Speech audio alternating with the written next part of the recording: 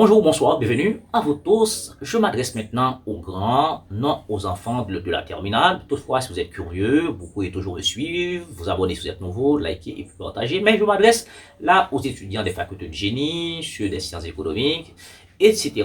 Eh bien, remarquez ici, là, nous avons quelques leçons doubles sur le domaine delta.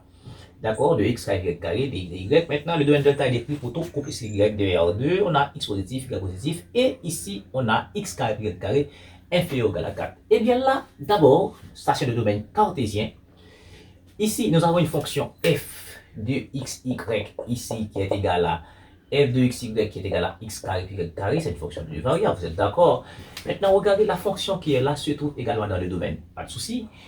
Et puis, quand vous avez, je dirais, des fonctions de la forme x carré, carré, des choses comme ça, et au lieu de faire le calcul dans le domaine cartésien directement, il est préférable de faire un changement en coordonnées polaires. D'accord? En coordonnées polaires, c'est-à-dire, nous devons passer de ce domaine cartésien à un domaine polaire. Pour cela, le domaine polaire consiste à remplacer x par r cos θ, y par r sinus θ, et ensuite, il y a quelque chose de très important, un jacobien, d'accord, qui est un déterminant fonctionnel. Ici, ce sera un R. Moi, je ne vais pas vous dire pourquoi c'est R maintenant. Bon, c'est facile, mais je n'ai pas de temps pour cela. Écoutez, là, il faut une variation de θ, d'accord, parce que ici, dans le domaine cartésien, il faut une variation pour X, il faut une variation pour Y. Quand vous passez des domaines cartésiens à un domaine polaire, il faut une variation pour θ et il faut une variation pour R. Comment trouver la variation d'abord de R? Pour cela, il faut remplacer x et y du domaine cartésien ici, là, voilà. Et bien ça va faire rapidement, ça va faire r carré cosinus carré θ, d'accord, x qui est ça, et puis sinus c'est r carré sinus carré θ, d'accord. Alors pour y maintenant inférieur ou égal à 4, donc tout ceci nous donne r carré facteur de cosinus carré θ et plus sinus carré et θ inférieur ou égal à 4. Bon, ça c'est 1, vous le savez, pour les grands, r carré inférieur ou égal à 4 signifie que r est inférieur ou égal à 2, donc ici c'est 0. Donc on a une variation de r varie de 0 à 2. Maintenant, il nous faut une variation de θ. Pour faire une variation de θ, il faut représenter cet ensemble ici. Donc ici, on a x carré inférieur à 4, donc il peut arriver que ce soit égal à 4. Donc ici, on a x carré plus y carré égal à 4. Ça veut dire qu'on est là dans la frontière. Ok? Donc on est là dans la frontière. Eh bien, ça c'est un cercle. C'est comme si on a x carré plus y carré égal à l carré. Ça c'est un cercle centré. D'accord? Centré. D'accord? À l'origine. D'accord? De rayon 2. D'accord? De rayon 2. Maintenant, il suffit de représenter cet ensemble-là ici. Donc, un cercle central à l'origine, ça veut dire on est là. De rayon 2, bon, 2 c'est 1, 2, 1, 2, 1, 2, 1, 2. D'accord? Et vous représentez ça rapidement à main levée. C'est un cercle centré à l'origine. Maintenant, ici, il y a une précision. X est positif, Y est positif. Eh bien, X est positif, c'est dans tout ça. X est positif ici. Y est positif dans tout ça. Eh bien, dans ce cas ici, si X est positif, ça veut dire on est là, positif, positif pour les X. Y est positif pour ça.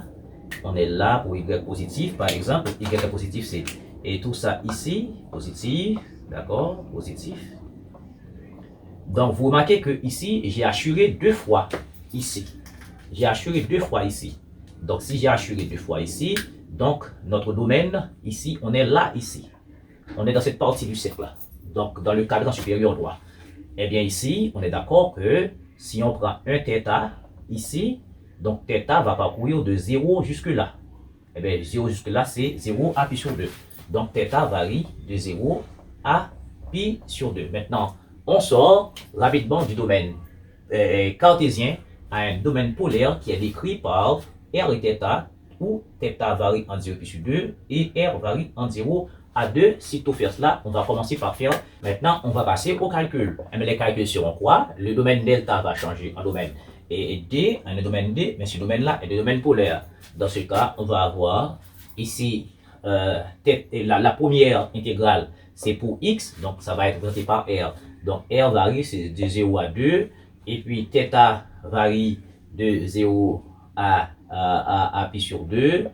Et puis ici, x est quoi? C'est r carré cosinus carré θ, d'accord? C'est ça, on met ça au carré. Y carré, c'est quoi? C'est tout ça au carré, ça fait r carré sinus carré θ fois. Maintenant, je vous dis que ici, on a un jacobien. Le jacobien, il faut ajouter d'abord le jacobien ici. C'est r et puis dr dθ. C'est important, bon, ici, d'accord, d'ajouter r le jacobien d'abord parce que ici, dx dy, quand vous passez en polaire, dx dy, d'accord, dx dy va être égal au jacobien r et r θ et puis dr dθ. C'est comme ça toujours. Si vous oubliez ça, donc le calcul ne sera pas correct. Maintenant, ici, bon, ça fait i égale somme de 0 à 2, somme de 0 à pi sur 2. Maintenant, quand je factorise par r carré, je vais avoir cos carré θ sin carré θ égale à 1, r carré θ, r carré par r, ça va faire r3 dr dθ. Maintenant, i égale, maintenant la première est égale c'est pour r, donc on met r ici, ça va faire r somme de 0 à 2, r3 dr. Ensuite, il va rester somme de 0 à pi sur 2, et puis dθ. Dθ, ces intégrales peuvent se calculer en même temps parce que on a un produit, donc on calcule directement. Donc si on n'avait pas un produit ici, il faut calculer séparément. Bon, ici, dans le cas ici, on calcule directement. Donc ça va faire ici 1 quart R4, et puis varie de 0 à 2, et puis ici ça fait θ, varie de 0 à pi sur 2. Donc I égale, ici ça va faire 1 quart, et 2 à la puissance 4, ça va faire 16, vous êtes d'accord, hein? Et 2 à la puissance ça fait 16, et puis ici par, en remplaçant par 0 ça fait 0, et puis ça va faire pi sur 2, et puis moins 0 ça fait ça, donc I égale, donc 16 ici ça va faire 4, 4 fois 2 pi, d'accord? Regardez, 16, 4, il va rester 4, ça va être 4 par pi sur 2, donc I égale